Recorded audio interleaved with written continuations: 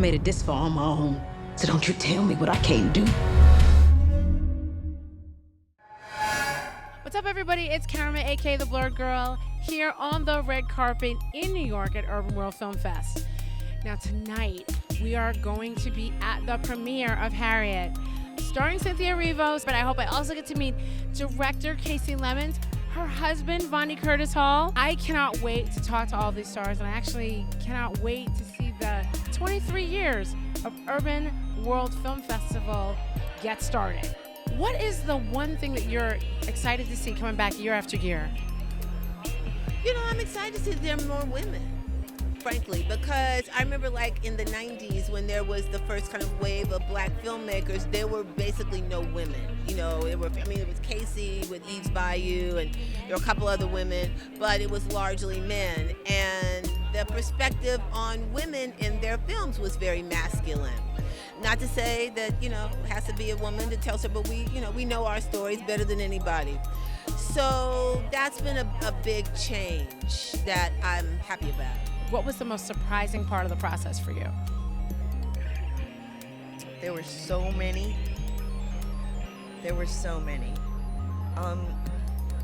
I was surprised at how close Harriet and I became. Cynthia and I, and Harriet and I. You know, I knew it was necessary if I was going to take on the project that I was going to have to, you know, channel her and invite her into my life as in a close relationship. But I was surprised at how vivid she became for me. I think one of the things that will surprise audiences is that we really approach this from the perspective that Harriet is a historical action heroine. And so we wanted to, because first and foremost, the movie has to be entertaining, and then this by its very nature is inspirational too. So I think that it's important for people to understand that she couldn't read, couldn't write, and was born a slave, was destined to stay a slave, but found the wherewithal to decide to change her life and subsequently change the lives of people she cared about and the nation. I never realized that she had epilepsy. She thought God was speaking to her. She was incredibly, had an incredible faith in God. She became a spy for the Union Army. She ultimately led a brigade in the Civil War. I didn't know about her commanding troops and being a spy and being able to morph into these different characters. Her incredible ability to change who she was. You know, you think she was an old man walking down the street. Just change her complete, you know, persona.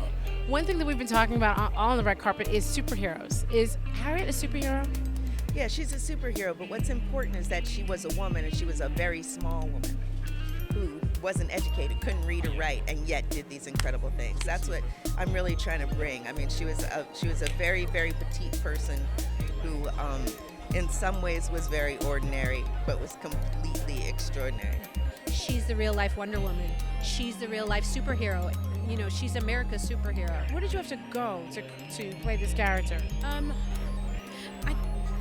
Away is the answer. It sounds strange, but I think, and Casey will tell you this, I knew that in order to tell her story as fully and as truthfully as I wanted to, I had to kind of get out of the way, move myself out of the way, create the space for her to come through. Because I feel like with women like that, with people like that, they have their own agency. And I think that I feel like she's around us. I feel like she's not ready to leave us yet. And I think that she was on set with us all the time. And I think that we all gave her the room to just tell her story how she wanted it to be told. So that's I think what drew me to it, because I felt like that was what it was going to feel like. I knew it was going to be a spiritual experience because of her faith. I knew about her faith, and I am a person of faith. So I wanted to feel what that felt to play a person who I knew had a faith like mine.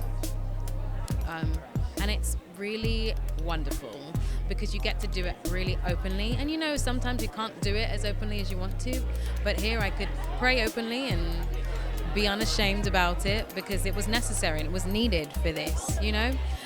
I could, you know, use my own strength without curbing it and putting it aside because she was a strong woman. I didn't have to pretend to be any taller than I was because she was a small woman.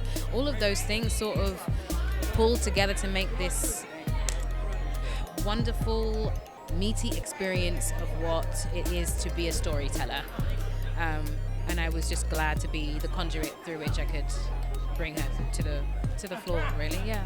And then to learn about the character that I play, Reverend Samuel Green, and his contribution to the Underground Railroad, and ending up getting sentenced to 10 years in prison for having a copy of Uncle Tom's Cabin. I learned so much that, and I think people who see this movie will learn a lot. And it's not about, this is an historical movie that you are going to be spoon-fed some facts. It's an action movie, it's a heroic movie where, you go like, black folks win. What is one thing that you want people to take away from this film? Families or individuals? No, family became very important to me and very motivating in telling the story when I really started reading about her family and how that motivated her. That was the joy. That's really the beauty of doing this project, is to work with my wife. She's such a great director and a wonderful writer, and to be able to say the words that she's written and get her direction. And she's always tweaking. She's always like, try this, try that. Were you tweaking over family dinner? We were tweaking. We were tweaking over family dinner. We were tweaking while sitting next to each other in bed going, I think maybe I want to try this. What do you think, And then working with my son, who just gotten out of school and, is coming up, the next generation of young brothers coming up. And just to see him flourish in this movie. He's so great in this movie. I'm so proud of him. And if there's one thing that you have to say out there to all of the young black women that are trying to be you when they grow up, trying to be that director that is not just doing what Hollywood wants, but telling the stories that we need to hear, what's the advice you would give them? Well, certainly, if I could do it then, the group of us that if we could do it, you guys can. But it takes a certain personality. You've got to know yourself, and you've got to be ready to wake up the same every day with the same amount of faith in yourself, no matter what people say. You've got to be able to roll with the punches and be determined. But hopefully this film will help speak to that as well,